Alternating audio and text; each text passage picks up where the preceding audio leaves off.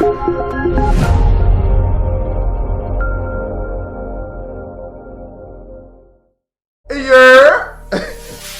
What's good, y'all? It's your boy Abwon, and I am back with another spoiler-free review. This is before you watch, and if this is your first time tuning in, all my reviews are spoiler-free, whether it's on Netflix, I was about to say RedTube, Redbox, Hulu, Amazon Prime, YouTube Red, whatever. You know what I'm saying?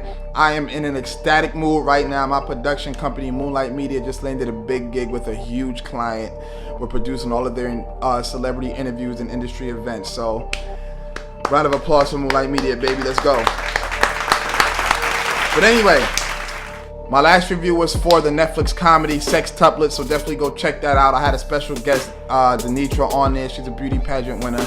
But right now, it's all about the Joker, man. You know, one of the highest anticipated movies of the year, for multiple reasons. One, because it's a DC film. Two, because it's Joaquin Phoenix. And three, because it's the Joker.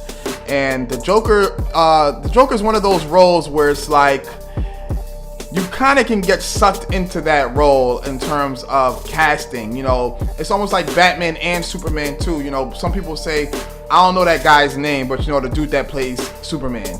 And it kind of goes hand in hand with the Joker, but the Joker role is just so intricate and so deep, where it's just like, you gotta be in a specific state of mind, a particular state of mind, to actually pull the role off. There's a lot of competition with that Joker role. And Joaquin Phoenix is an excellent actor. A lot of people don't know him, or they may just be like, oh, that's the dude that fell in love with Siri in that one movie. But Joaquin Phoenix is a really good actor. So when I found out that he was doing this, and it was like its own standalone movie, and they were filming a lot of it in Newark, New Jersey, you know I had to tune in. So before I start anything, I'm just gonna say this, and it's not a spoiler, because if you've actually been doing your research with this film, you would know this is not a spoiler.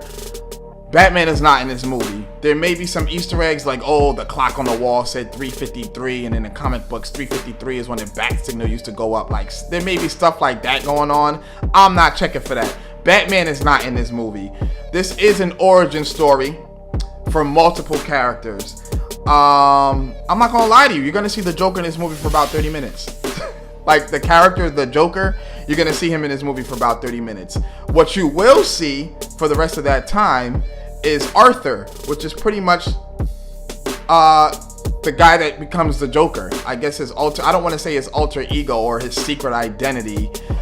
You know what, I can say his secret identity, because you're gonna understand why it's such a secret right now.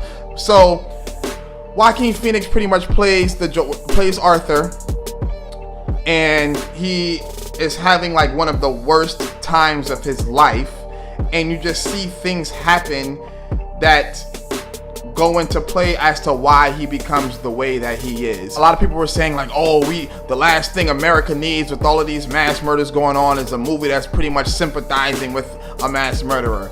First off, the Joker's not a real person, so anytime people start saying stuff like that, then it's like, all right, well, who are you really checking for? You know what I'm saying? The Joker's not a real character. So at the end of the day, who are you blaming? A fictional character, or are you blaming yourself? Now, I'm not going to lie to you, man. There were some instances in the movie that I actually related to. So there was a scene early in the beginning. My man was on Broad Street in downtown Newark, by the way. And he was holding up a sign that said, "Everything must go." And this scene's actually in the trailer too, so don't be like, oh, Abwon's giving it away. This scene's in the trailer. So anyway, a group of kids come up, they steal the sign from him. He runs after these kids into an alleyway. They beat him over the head with the sign, and they jump him. He goes back to work like the next day, and his boss brings him into the office, and he says, hey, you know, the gentleman that employed you wants his sign back. And Arthur tells him, what, like, I can't give him the sign. You know, I was jumped and they beat me up with the sign. And his boss was like, why would somebody do something like that? Like, why are you lying? Just get the sign back, or I'm just not going to pay you. And I was thinking to myself, I've never been in a situation like that with an employer. But at the same time, I have been in a situation where people just don't believe anything that you're saying. And it's almost like a damned if you do, damned if you don't situation. So I can understand that. Now, there are some situations in this film, and there are some scenes that do transpire. And you're just like, Arthur, you kind of did that to yourself. You know what I'm saying? So I can't really sympathize with you in this situation. But he's just having a terrible time. This movie has a whole bunch of takes on, mental issues, which is like a heavy subject. Society, classes between folks and things like that, and family, to be honest with you.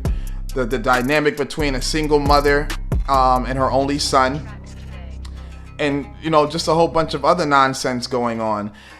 The initial reviews I heard to this, people were saying like the language was rough.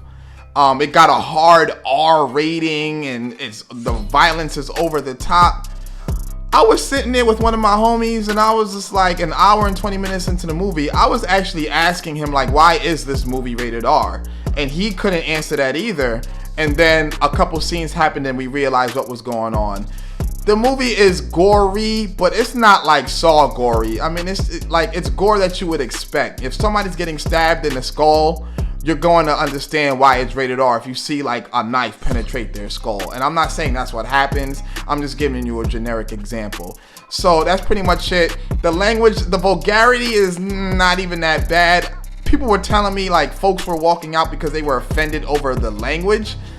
There's no like racial slurs in this movie at all. They do make some jokes towards little people. I think they make like 2 jokes towards little people. But for all of like the racial slurs that people thought was gonna be going on, it's non-existent in this movie. And I'm not gonna lie to you, I'm happy they didn't go that route, because I feel a lot of the times filmmakers that want to be really edgy with their project, they'll just throw in a whole gang of N-words and all types of anti-Semitic remarks in attempts to shock the crowd because they want to just be so over the top. And I'm not really with that. I'm just not really with it anymore. I'm done with that. There's other ways to prove your point without having to, call people all types of names throughout the entire film. I was completely engaged in this entire movie. My attention did not falter one time. Now, the movie's 2 hours. I felt it could have been shortened to about an hour and 45, just because a couple scenes towards the end were dragging. But overall, they do not take away from the film, man. There's not a lot of quote-unquote action scenes. It's not like a typical supervillain movie. It's more of like a character study. There are a couple left turns in this film that are predictable if you pay attention to the film. But they are left turns nonetheless. There are a couple shock factors where you're completely not going to predict them at all. And the acting is absolutely top notch. Robert De Niro does his job as like he's like a TV personality. He does his job. The woman that plays Arthur's mother does her job. Even the guys that are the police officers, the detectives, one of them looks like John Gruden from the Raiders too. They both do their thing too. But Joaquin Phoenix, man, I can understand why he's getting so much Oscar buzz, because the whole time I didn't even think I was looking at Joaquin Phoenix. Like, I completely felt like I was watching this dude that just was stuck in a rut and could not catch a break. That was the whole time. And I'm just sitting here like, uh-oh, he's about to crack. Uh-oh, he's about to crack. Not once was I thinking like, damn, this is the same dude that was having phone sex with his iPhone in his last movie. Like, what in the world? He lost so much weight for this role. It's like his mannerisms and everything, man. Like, he just looks like the Joker. He looks like the Joker. He sounds like the Joker. He dances like the Joker. And this movie is hilarious, but it's not funny in a comedy sort of way. It's not even funny in a dark comedy way. It's just funny in an ironic kind of way. Joaquin Phoenix, man, if he wins an award for this movie, I would not be surprised. I want to watch this movie again. I definitely do want to watch this movie again. Do not bring your kids to watch it, though. I'm going to just say that right now. Do not bring your kids to watch it. I'm going to give this movie a 9 out of 10, man. This is one of the best movies I've seen in a long time. People are going to ask me this question. I know you're probably thinking about it right now. Who's the better Joker, though? Who's the better Joker, him or Heath Ledger? And I'm going to tell you, like I told everybody else, they're incomparable, because Heath Ledger was the Joker for almost 3 hours in that one film. Whereas Joaquin Phoenix is the Joker for about maybe 25 to 30 minutes in this film. You're not watching the Joker, you're watching Arthur, and you're watching Arthur transition into this madman. That's what you're watching. So I don't even want to compare them. But if we're gonna talk about the aesthetics and who looks creepier as the character Joker, Joaquin Phoenix got it, man. Joaquin Phoenix got it. I'm gonna give this movie a 9 out of 10. I'm gonna watch it again. You should definitely watch it too. Let me know what you thought in the comments, man. You can hit me up on the gram, ABWONUNO. Hit me up in the comments. Let me know what you thought. Maybe you didn't like this movie, because there are some people out here that are not going to like it. It is not for everybody. But if you're anticipating watching something different, check it out, man. DC, y'all really might have to get rid of Jared Leto and put Joaquin Phoenix in this movie for real, in that next Suicide Squad. So I'm out of here, yo. This is Abwon. Before you watch, man, holla at me. Peace.